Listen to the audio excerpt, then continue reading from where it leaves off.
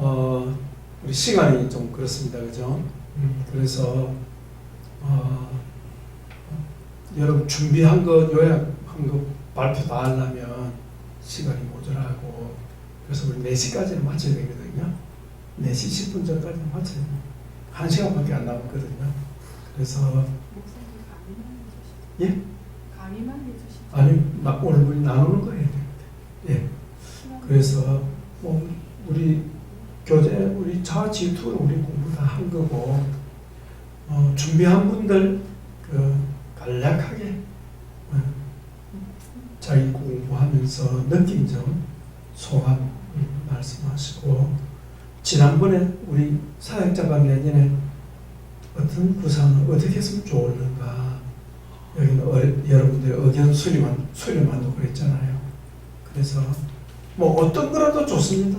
어떤 거라도 좋습니다. 그래서 여러분들의 의견을 그냥 편안하게 얘기하시면 좋겠고, 나는 그동안에 바빠가지고 깊이도 생각 못했다고 하시는 분들은 이야기도 얘기해 주셔도 가능합니다. 이 시간에는 우리 한 번씩 나누는 시간으로 그렇게 하나님께 마무리하면 되겠다 싶습니다. 1시간 남았거든요.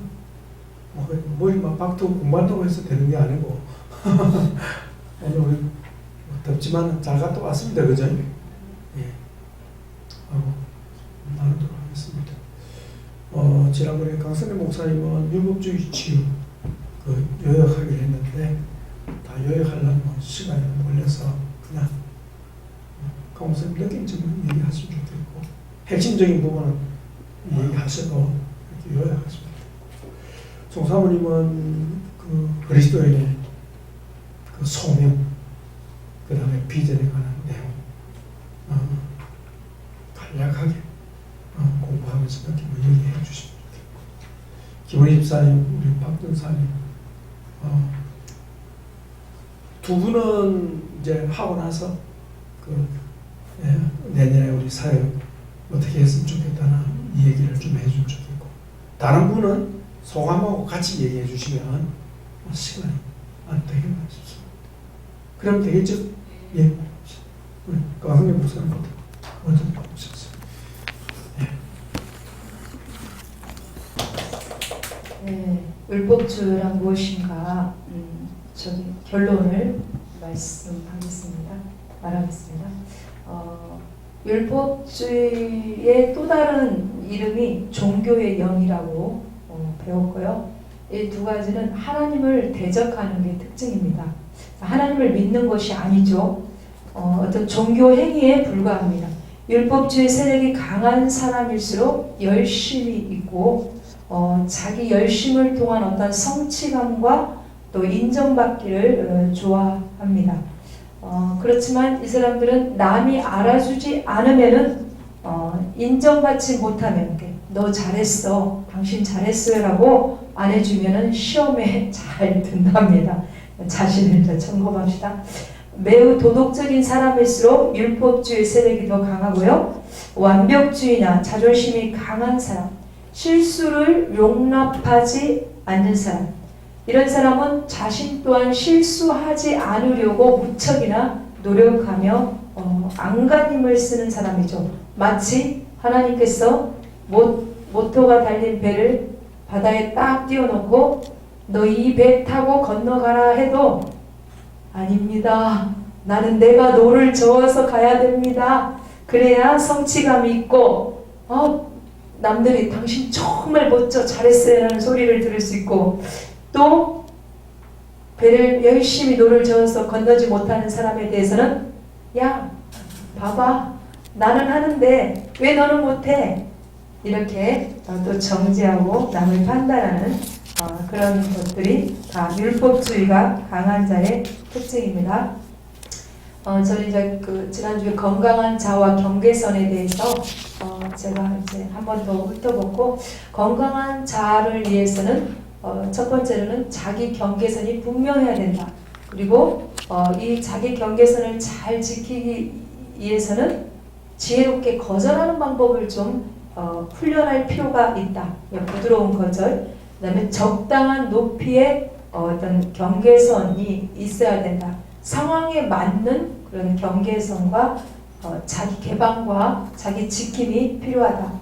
두 번째로는 우리가 건강한 자아상을 가져야 되고, 세 번째는 부정적인 혼의 묶임 이걸 조심해야 되고, 마지막으로는 영적인 건강과 육적인 건강을 유지함으로 인해서 나의 건강한 자아와 그 경계선을 내가 지킬 수 있다는 것을 깨닫게 되었습니다. 여기까지입니다.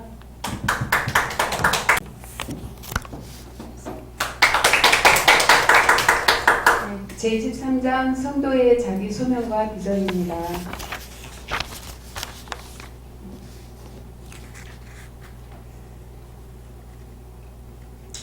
비전이란 영어로 비전, 우리말에는 이상과 환상입니다. 구약 시대에는 이상과 꿈이 하나님의 계시의 수단이 되었고, 그래서 아브라함과 야곱과 선지자와 이사야, 에스겔, 다니엘, 요엘 등에게 이상과 꿈이 그들에게 나타났습니다. 신약 시대에는 오순절을 기점으로 주로 꿈보다는 환상, 이상으로 사용되었습니다. 우리는 지상 하나님 나라의 비전이 있고 또 주 백성으로서 개인적인 비전이 있습니다. 그것은 예수 그리스도를 닮아가는 일입니다. 예수님은 우리 하나님 백성 개인의 영광의 비전의 소망이 되십니다. 지상에서의 비전이 있고 또 영원한 천국의 비전이 있습니다. 그래서 이 지상에서 살아가면서도 영원한 그 천국을 바라보는 삶이 얼마나 감사하고 또 그 감사함으로 이 세상을 묶인 자가 아니라 하나님 나라를 바라보는 자로 이렇게 살게 해주시는 그런 것을 느끼면서 너무나 감사했습니다. 우리는 그리스도의 인격을 가지고 있어야 되고, 성경에서는 우리가 지성이 자라고 주님을 아는 데까지 지식이 자라가야 되고, 또 감성이 그리스도의 마음을 품을 수 있도록 힘써야 하고, 의지적으로 그리스도께서 우리를 사랑하신 것처럼 우리를 사랑하고 이웃 사랑하기를 실천하고 힘써야 한다고 말씀하셨고, 주님은 참되고 온유하고 겸손한 마음은 성령의 9가지 열매 가운데 잘 나타나고 있습니다. 우리는 예수님을 닮아가야 합니다. 말씀과 기도로 또 철저한 자기 부인으로 헌신된 삶을 통한 순종으로 살아갈 때 이렇게 성령의 9가지 열매가 나타납니다.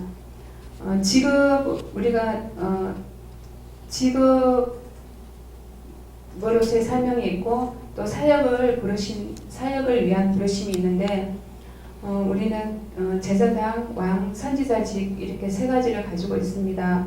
또 문화적 사명도 가지고 있습니다. 그래서 선교적 사명은 복음을 전파하고 생명을 구원하고 양육하고 치유하는 일에 다 같이 포함되어 있습니다.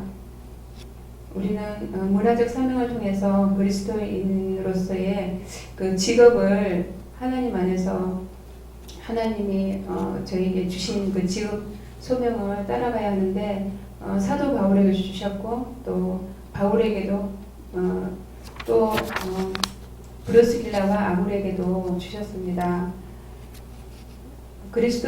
저희가 이제 하나님이 우리를 부르시면서 직업을 주셨는데, 그 직업은 10계명의 4계명에도 명시되어 있습니다. 그리고 예수님에게도 공생의 이전에 목수 일을 하게 하셨습니다. 바울은 손으로 일하기 싫으면 먹지도 말라고 했습니다. 직업을 통해서 의식주가 보장되며 사회의 참여의 수단이 되고, 더 나아가서 교회와 이웃에 봉사하게 됩니다. 그리스도인은 자기가 속한 직업 현장에서 하나님의 말씀에 입각하여 노동함으로 문화 명령을 수행하고 영적인 사명을 감당합니다. 하나님 그리스도인의 어떤 직업을 어떻게 선택해야 되는지 여기 잘 나와 있고요. 그 다음에 나의 재능을 알려면 어떻게 해야 하는지 또 나와 있습니다. 그리고 우리 속에 이제 다른 사람보다 더 많이 주어진 그런 재능들을 찾아보면 그것을 어떻게 직업으로 연결시킬지 또 우리가 그렇게 알 수 있을 것 같습니다. 우리 일반인들은 자기가 좋아하는 일, 뭐 자기가 중요시하는 일을 하면 되지만 우리는 세 가지를 생각하면서 직업을 생각해야 될 것 같아요.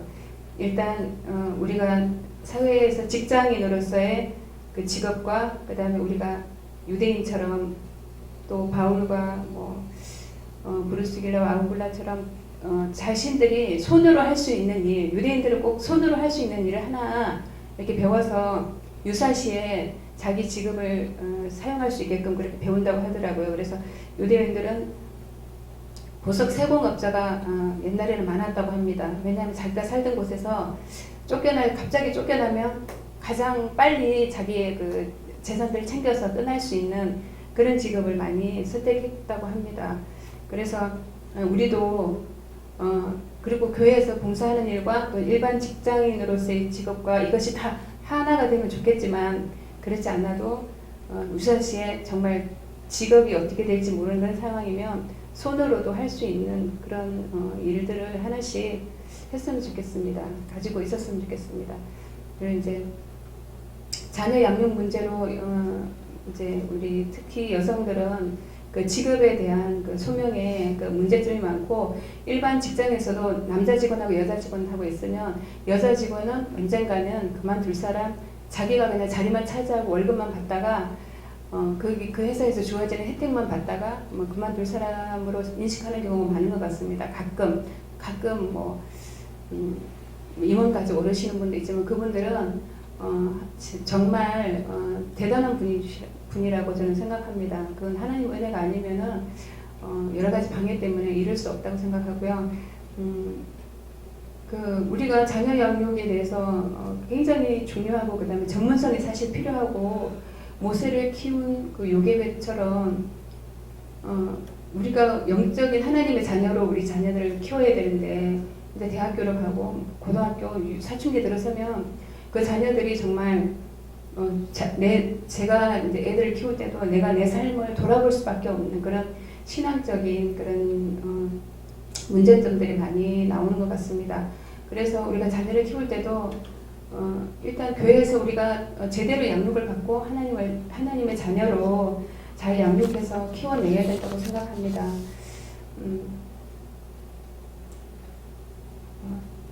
제가 이제 이런 것들을 계속 읽으면서 제가 저를 많이 발견하고 있는데 제가 스스로 서지 못하고 계속 상처를 받으면서도 권위자한테 붙어 있고 싶어하는 그런 심리가 많더라고요. 그 사람한테 만족감을 주고 나도 만족감을 얻고 더 이상은 정말 어떤 굴에 들어간 것처럼 다른 상황은 아무것도 보지 않고 오직 그 하나만 햇빛이 비친 것처럼 빛이 들어오는 것처럼 그렇게 저는 다 닫힌 상태에서 이렇게 집중하고 근시안적으로 살고 있는 살았던 저를 많이 발견하게 됩니다. 그들에게 이제 도움을 준다고 생각했지만 또 종이 되고 싶지 않지만 결과는 아주 안 좋은 종이 되는 아주 안 좋은 상전을 만드는 그래서 내가 참 바보처럼 살고 있구나 진리 속에서 살지 못했고 내 생각이 옳다고 생각했던 것들이 다 잘못됐구나 그런 생각을 많이 깨닫게 됩니다. 그래서 제가 깨닫게 된 만큼 하나님의 관계가 평화롭게 되고 나머지 관계들도 평화롭게 되는 것을 느낍니다. 지금 이렇게 이제 시간들이 많이 흘렀는데 제 자신을 더 이제 갇혀 있는 상태에서 둘 것이 아니라 계속 열어서 하나님께서는 다 각자에게 그런 소명과 달란트를 주셨고 그 사람 한 사람이 굉장히 이렇게 대단한 그런 하나님 안에서 회복되면 대단한 일을 할 수 있기 때문에 마귀는 계속 우리를 가두려고 하는 것 같습니다. 그래서 영적인 분별력을 가지고 계속 내 자신을 하나님께 드리는 그래서 내 자신을 계속 개발하고 싶은 그런 단계까지 이제 와 있는 것 같습니다. 제 생각을 열어주시고 또 그 비전을 열어주시고 또 시우친하게 그 체계를 통해서 성경을 보게 하신 거에 대해서 굉장히 감사하게 생각합니다. 감사합니다.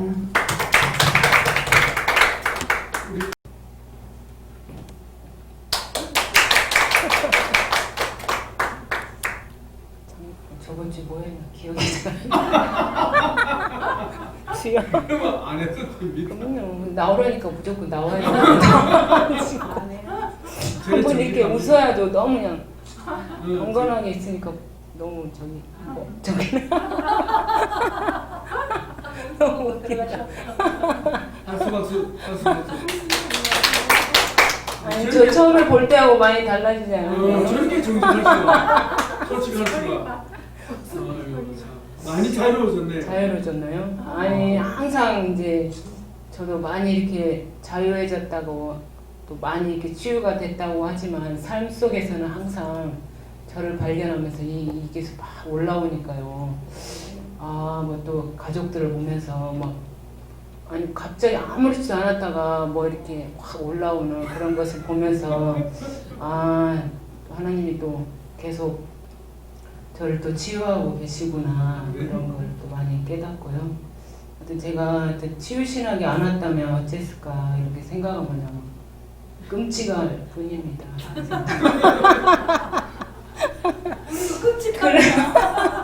그리고 어디서 제가 이렇게 좋으신 분들을 만날 수 있겠습니까? 제가 이렇게 여기 오니까 만날 수 있지 않겠습니까? 감사합니다. 완전 우리 김민수 여기 물 만나.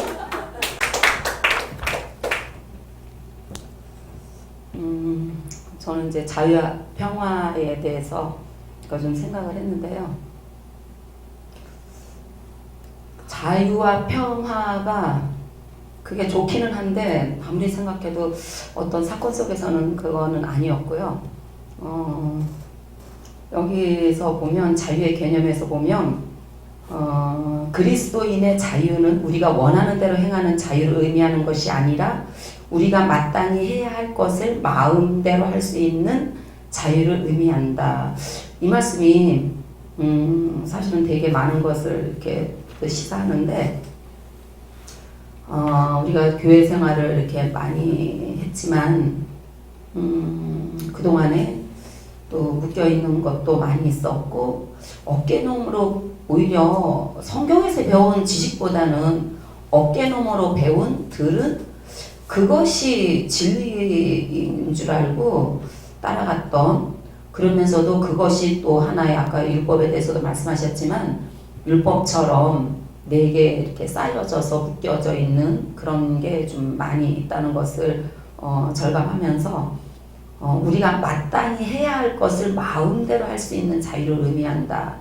그랬는데 그게 과연 뭘까 생각했을 때 하나님 앞에서는 살고 또 죄 앞에서는 죽으라는 그 표현을 옛날에 들었을 때 그것이 잘 이렇게 확 닿지를 않고 언제 죽고 언제 사는 거야 이게 조금 그랬어요. 근데 이 말씀을 읽으면서 그러니까는 마땅히 해야 할 것을 마음대로 할 수 있는 자유.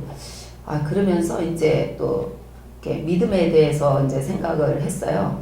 근데 자유가 너무 있으면 이제 또 너무 지 마음대로 해야 된다 그러니까 안 되고, 그래서 요새 조금 이제 풀어져 갖고 새벽 기도를 조금 못 하고 있어요. 옛날에는 한 번 빠지면 죽는 줄 알았는데 요새는 좀 죽는 줄 아는 그건 좀 없어져 갖고 또 저기 하는데 좀 빼먹기도 하는데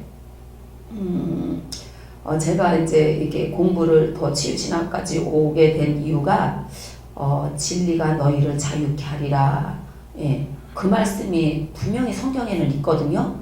근데 나는 그게 자유하다, 내가 교회에서 와서 자유하다, 말씀을 배워서 자유하다, 이것을 도대체가 모르겠는 거예요.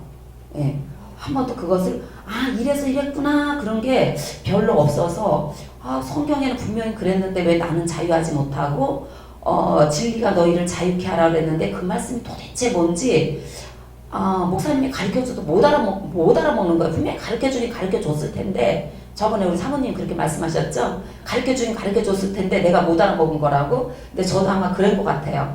분명히 목사님이 가르쳐줬는데 진리가 너희를 자유케 하리라 이 말씀을 못 알아먹고 나는 왜 성경에는 이랬는데 그리고 뭐 무거운 짐진 자들아 다 내게로라 내가 너희를 뭐 쉬게 하리라 그랬는데 교회 오니까 더 힘들고 하지 말라는 것도 더 많고 막 이래서 막 힘들었던 그런 기억이 있거든요.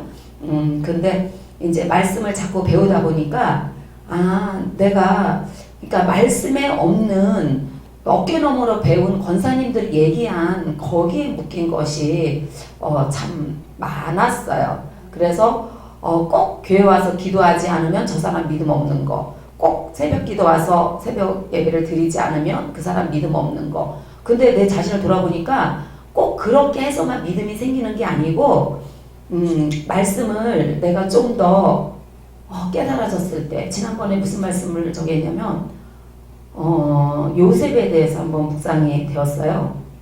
근데 요셉이 아니 다른 사람도 아니고 아무리 이복 형제지만 형제들한테서 팔려서 애굽까지 가나안은 꼭대기 있고 애굽은 이 밑에 있잖아요. 거기까지 팔려갔다는 게 말이나 되냐고요? 근데도 거기서 또 잘 살아남아갖고 또 가정 총무가 되고 또 가족 열심히 하나님 말씀대로 또 음란죄 안 지으려고 그냥 그 사람 얘기 한번 들어주면 자기 그 노예한테는 세상이 열리는 거잖아요. 근데 그거 하지 않고 나름대로 그러니까 하나님 말씀을 지키려고 애를 썼음에도 불구하고 또 감옥으로 팔려가는 거예요. 그래서 그런 거를 생각하면서 그러니까는 우리가 말씀에 근거하지 않은 그런 것 때문에 내가 조금 더 상황이 안 좋으면 복을 못 받은 거고 잘못한 거고 죄가 있는 거고 이런 거에 묶여서 많이 힘들고 어려워하고 이런 것이 많이 있었어요. 근데 이제 그 요셉을 묵상하면서 요셉은 그럼에도 불구하고 하나님의 그 주신 비전과 꿈 그것을 잡고 그럴지라도 이 시간 열심히 그 말씀에 의지하여서 가니까 결국은 그럼에도 그 성경에 계속 뭐라고 나왔냐면은 하나님이 그와 함께함에 그의 모든 만사가 형통하였더라 이렇게 나오더라고요. 근데 그것을 잘 이해를 못했는데 형통한 것이 복인 것이 그것이 내가 생각하는 복과 내가 생각하는 형통과 다르고 또 내가 그 하나님 주신 그 말씀 안에서 자유하는 것이 무엇인가가 정확하게 알을 때 진정한 자유가 있으면 당연히 평화가 있거든요. 내가 마음에 근심 걱정하고 있기 때문에 자유하지 못하고 평화가 또 따르지 못하고 결국은 이제 믿음의 문제로 이제 연결이 되는데 그렇게 하면서 저는 이제 말씀을 좀 더 이렇게 자세하게 배우고 그 하나님이 그 주신 그 의도대로 말씀을 자세하게 알므로써 말씀으로 인한 그야말로 하나님 앞에서 사는 산자로서 무엇이든지 그 믿음대로 할 수 있는 그것이 진정한 자유의 개념이고 또한 진정한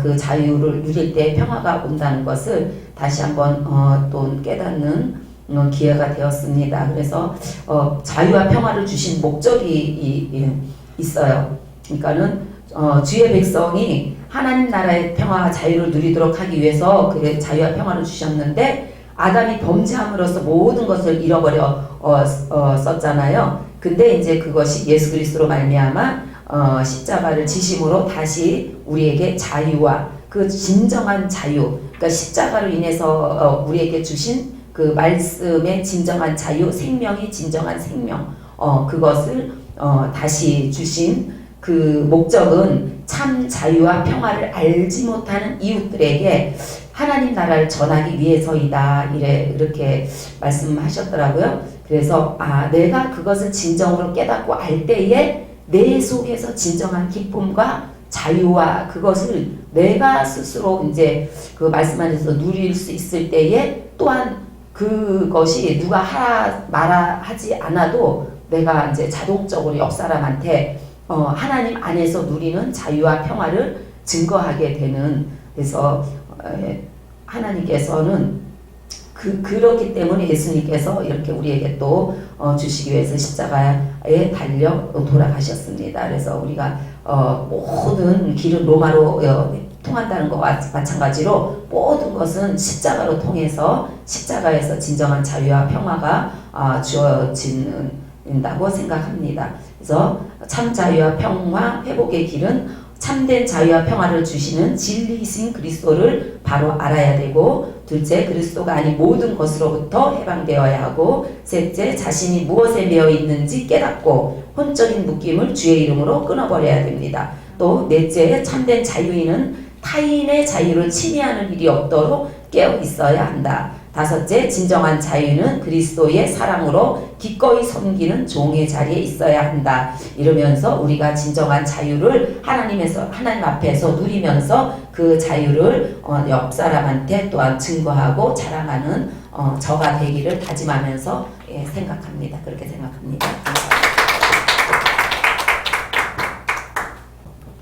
저는 목사님이 치유신학의 핵심은 두 가지, 우상숭배 치유와 가계 치유, 우상숭배 치유와 율법주의 치유다.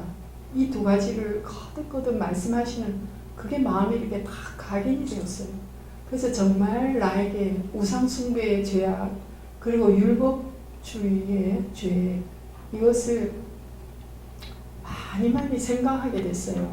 근데 작년에 정말 그 우상숭배의 제약이 드러나도록 사건이 생기고, 그 사건을 다루면서 많이 고통하면서 또 제 자신을 보게 되고, 그러면서 이제 많이 이렇게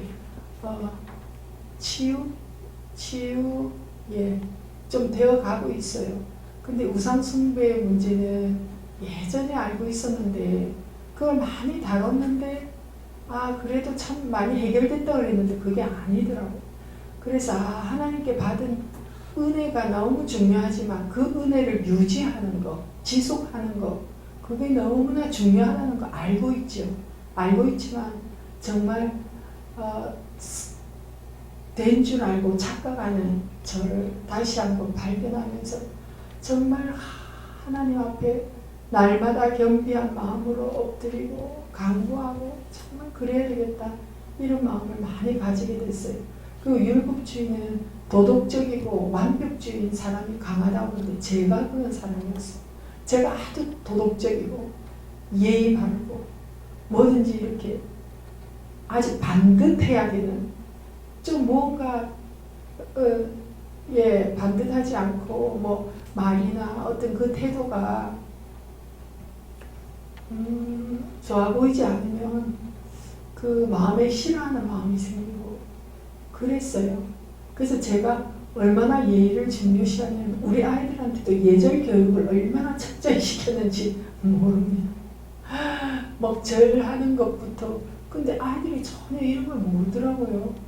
큰절하는 것도 모르대요, 아이들이요. 그래서 그런 것부터 뭐 하여튼 아주 했어요. 그랬는데, 그리고 이렇게 사람을 보면 그 사람의 그 눈빛, 그 다음에 이 전체적인 형상, 그 다음에 눈빛, 여러 가지 이렇게 그 바디랭귀지를 통해서 이렇게 아는 만큼 보인다고 이게 다 들어오는 거예요. 이 사람이 이렇구나. 그냥 이렇게 알아져요. 그러면서 이렇게 이제 긍정적으로 이야기하면 분별하는 거고, 이제 부정적으로 이야기하면 판단하고 정죄하는 거. 그것들을 저도 모르는 사이에 많이 했더라고요. 많이 하고 또 내로남불이었더라고요. 나도 그러면서 다른 사람. 그래서 이 문제를, 율법주의를 다루면서 정말 내로남불이구나. 내가 이루고 있구나. 이것을 많이 깨달으면서 정말 이 죄악에서 정말 벗어나야 되겠다. 그런 결심을 많이 하게 되었습니다. 그래서 저는 뭐 다른 건 여러 가지 배우고 좋고 한 건 너무너무 많아요. 저는 딱 요약하면 제 안에 다뤄야 할 이 뿌리, 우상숭배와 율법주의, 이 두 가지, 이것을 정말 뿌리 뽑아야 되겠다. 뿌리 뽑으려고 하면 다 된 것이 아니라 날마다 하나님의 은혜가 있어야 된다는 것. 그래서 이곳에 와서 뭐 여러 가지 참 많이 배웠어요. 또 새롭게 저를 발견한 것도 많이 있고요. 근데 딱 간추로 이야기한다고 하면 딱 이 두 가지로 요약해서 나눌 수 있겠습니다. 감사합니다.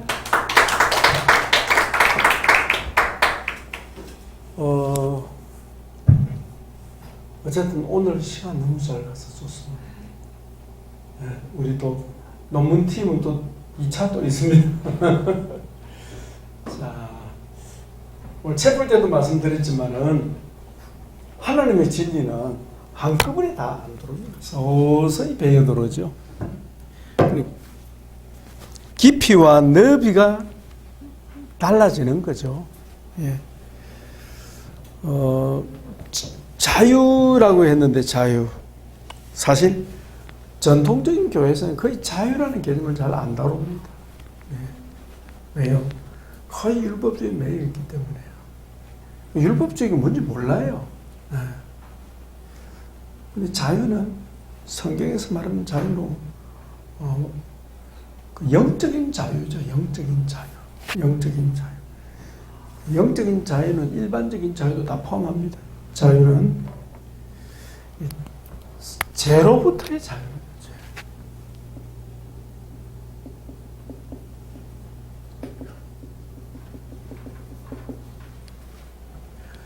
죄로부터의 자유는 사람들이 하나님으로부터 자유하기 때문입니다. 하나님께 안 매여 있다는 거예요. 하나님께 매여야 되는 인간이, 우리 아까 찬송했잖아요. 주 없이 살 수 없네. 뭔데요, 그게? 주님 없이 사는 사람들이다. 그래, 안 그래요? 그렇습니다. 주님 없이 살아가요. 그게 자유인 줄 압니다. 그 자체가 바로 죄 가운데 있다는 말입니다. 주님 없이 산다는 것 자체가 죄 가운데 있음을 사람들은 인식 못한다. 그러니까 창조 질서가 뒤틀려 있는 거예요. 죄로부터 자유는 다른 말로는 주님에게 매여 사는 걸 말합니다. 억지로 매는 것이 아니고 내가 좋아서 매이는 거예요. 그래서 내 스스로가 주님 없으면 나 못 살아요 하고 주님을 딱 잡는 순간에 무엇으로부터 자유입니까? 주님 아는 것으로부터 자유가 되는 거예요. 그래서 주님 없이 자유롭고자 하는 인생은 바다의 물고기가 바다에서 살지 않고 육지에서 살고자 하는 것 똑같아요. 비유적으로 말하면. 그래서 죄로부터 그렇죠? 마땅히 해야 될 것을 할 수 있는 자유. 그 마땅히 해야 될 일이 뭡니까? 하나님의 말씀이죠. 하나님의 뜻이죠. 예수님 따라가는 거죠. 예수님에게 매이는 거죠. 예수님에게 매이면 예수님 아는 것으로부터 자유롭게 됩니다. 예수님 아는 것으로부터 매이는 게 뭐죠? 그게 죄다. 그게 죄요. 우상숭배라는 거죠. 그래서 죄의 한가운데 항상 뭐가 있어요? 우상숭배가 있고, 또 하나는 율법주의가 있다. 율법주의는 자기가 하나님이 되려고 하는 세력이에요.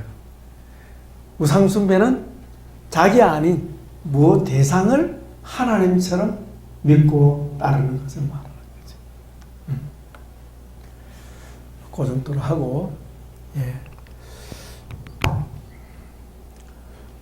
여러분, 우리 사역자 여러분들은 반복해서 교과서를 계속 읽는 것이 중요합니다. 예, 왜냐하면 우리 지침이 제시되기 때문에 계속 반복해서 보면요, 볼 때마다 달라질 거예요. 그래서 계속 배어 들어가도록 만들어야 되고요. 그 다음에 우리 영상이 다 나와 있잖아요. 설명이 필요하면 뭐 우리 동영상 들어가 보면 언제든지 볼 수 있으니까. 그래서 여러분 자신이 교과 과정이기 때문에 공부를 하는 게 아니고 이제는 스스로 양식을 채우기 위해서 해야 한다. 자신의 세움을 위해서 해야 한다 하는 거예요. 아까도 완전한 자로 세우려 함이라 했는데 하나님이 우리를 재창조하시지만 그 사역에는 사람의 역할이 필요하고, 그래서 사역자가 필요하고 또 당사자가 그게 적극적으로 응해야 하는 거죠. 적극적으로 당사자가 응해야 되는데 그게 비전이라는 거예요. 비전. 그리스도인의 비전. 그리스도인의 비전이 뭡니까? 예수님이죠, 뭐예요? 우리의 영광의 소망 아닙니까?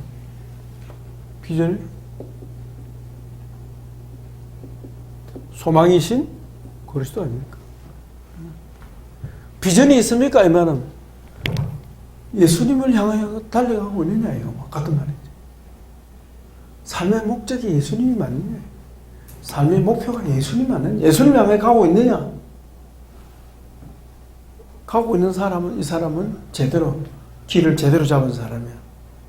그러나 그 목표가 예수님이 아니라면 지금 잘못된 길을 가고 있는 거지. 네, 잘못된 길을 가고 있는 거야. 근데 진리는 다 연결됩니다. 그 사람 우상숭배자예요. 예수님을 따라가지 않고 있으면 그 사람 우상숭배자예요. 우상숭배하고 사는 거예요. 이미 그 사람은 자유를 잃어버린 사람. 자기는 자유를 줄 모르나 영적으로는 이미 자유를 잃은 사람, 죄 가운데 사는 사람. 그래서 이 하나님의 진리는 모두가 다 하나로 다 종합 다 됩니다. 다 연결 다 돼 있어요. 그래서 시골에 고마 캘 때 고마 줄 당기면 어때요? 고마 쭉 딸려오듯이 다 딸려옵니다. 같이 다 연결되어 있다. 그래서 통합적인 이해가 있어야 되는데 어쨌든 이번에 신학하면서 또 그게 뚫려지기를 축복합니다. 하시고 우리 또 2학기 때 또 보충을 하게 되니까 그때 하기로 하고, 이 시간에는 우리 지난번에 여러분 한번 생각해보라고 말씀드렸던 거 여러분 의견을 한번 자연스럽게 얘기해 주시면 좋겠다. 우리 내년에부터 사역을 어떤 방향으로 하는 것이 좋을까? 뭐 저처럼 여러분은 고민을 안 하지만은 나름대로 여러분 생각이 있을 것 같아요. 그죠? 그래서 한번 말씀하시면 좋겠다 싶습니다. 돌아가면서. 예.